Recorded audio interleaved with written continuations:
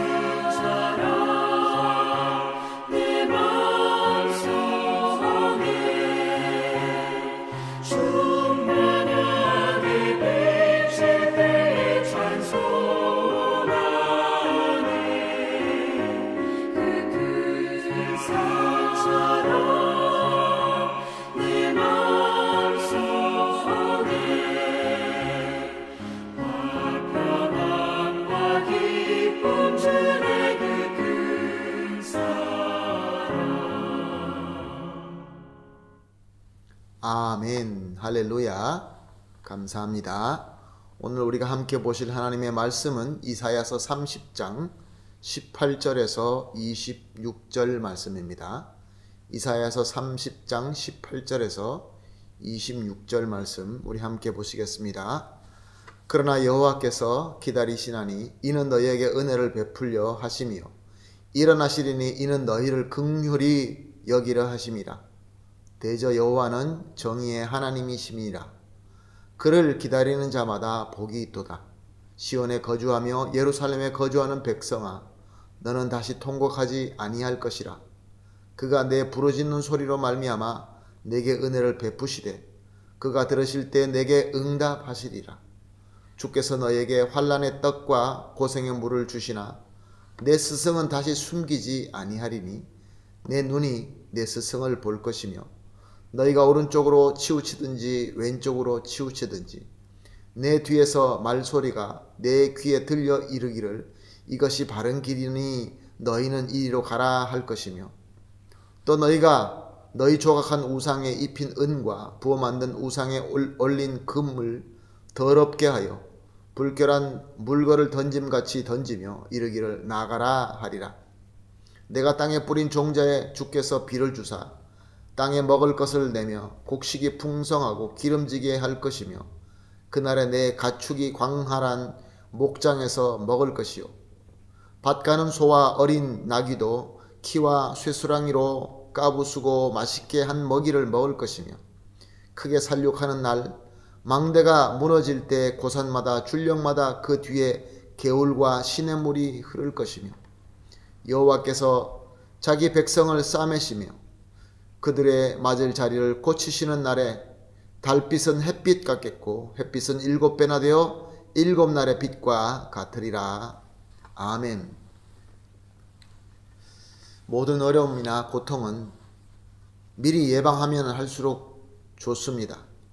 만약에 우리가 예방하고 미리 막을 수가 없다고 한다면 어쩔 수 없이 우리가 어려움을 만날 수밖에 없다고 한다면 빠져나갈 수 있는 방법, 그 방법 중에 가장 지혜로운 방법을 취하는 것이 좋습니다. 그런데 문제는 어떤 것이 예방할 수 있는 방법인지, 어떤 것이 과연 그 어려운 문제를 우리가 잘 피해 나가고 극복해 나갈 수 있는 지혜인지 잘 알 수가 없다는 것입니다. 한국 속담에 이런 말이 있습니다. 물에 빠지면 지푸라기라도 잡는다. 아마 잘 아시는 속담일 것입니다. 무엇을 의미하는 것입니까? 상황이 급하기 때문에 나를 구할 수 없는 지푸라기라도 우리는 쥐게 된다. 그런 말씀입니다. 아무리 급하고 아무리 힘들다 할지라도 이렇게 지푸라기를 붙잡을 때 썩은 동아줄을 붙잡게 되면은 그것이 나에게 구원이 되는 것이 아니라 오히려 나에게 더 큰 봉변을 가져오게 되고 결국 더 깊게 수렁에 빠뜨리게 마는 것입니다. 이런 예가 우리 삶에서 얼마나 많이 있습니까? 우리 주위에서 얼마나 많이 볼 수 있습니까? 어렵다고 아무데나 손을 뻗치고 아무거나 붙잡게 될 때에 그것이 구원이 되는 것이 아니라 더 우리를 멸망하게 만드는 그런 예를 우리가 주위에서 너무 많이 볼 수 있습니다.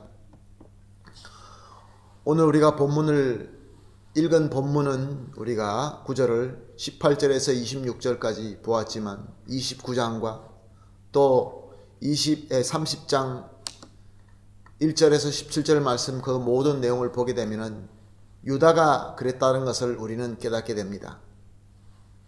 유다는 급한 상황이 다가오자 잡아서는 안 되는 그러한 썩은 동아줄을 잡게 됩니다.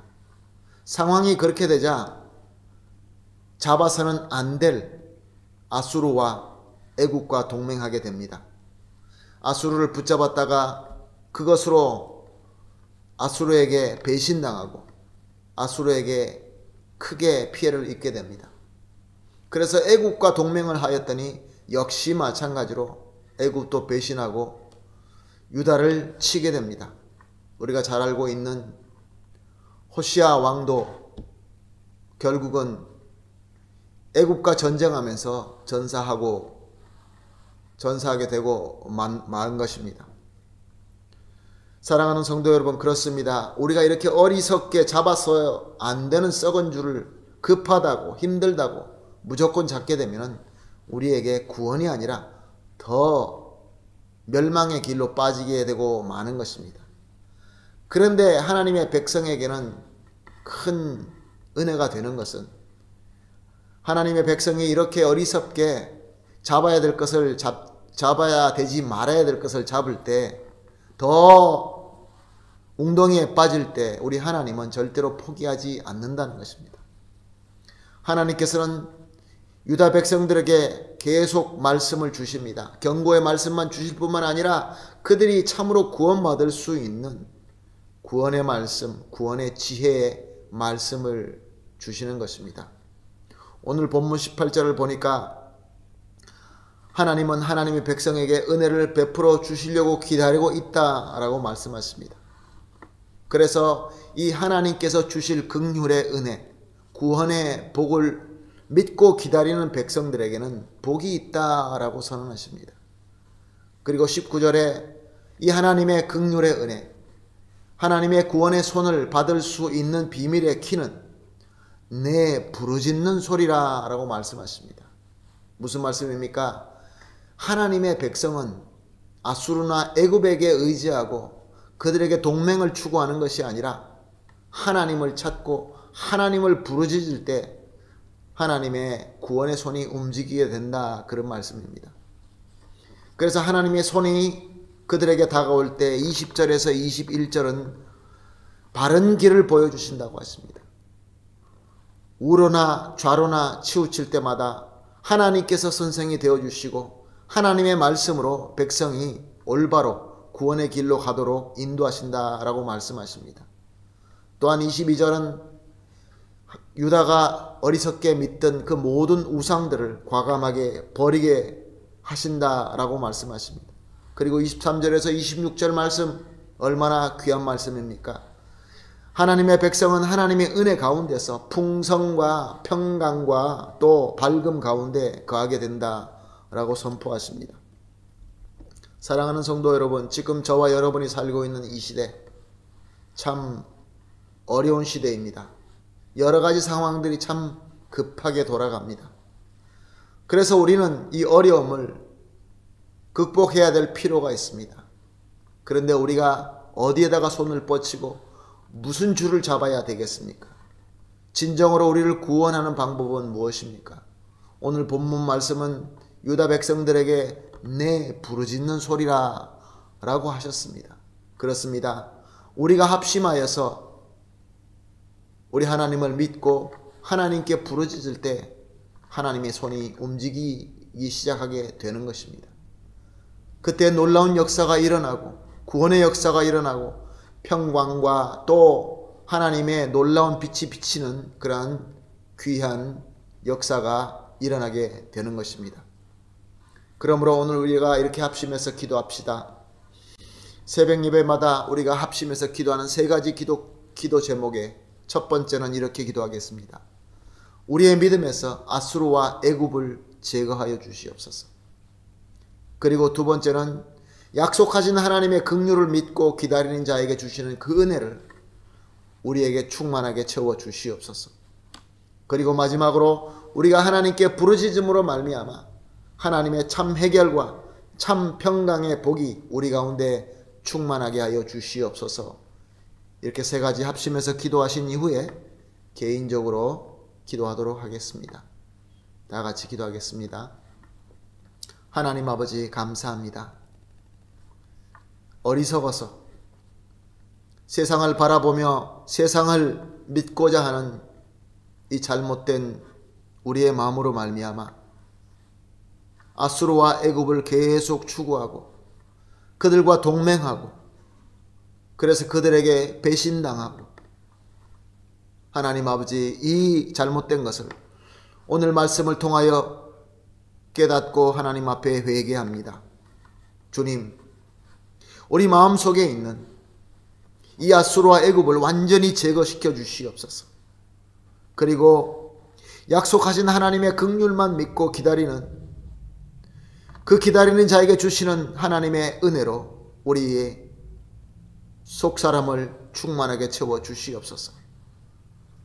그리고 더 나아가서 우리가 하나님께 부르짖음으로 하나님을 믿고 간구함으로 하나님의 참 해결과 참 평강의 복이 우리 가운데 충만하게 하여 주시옵소서. 감사하며 예수님의 이름으로 기도합니다.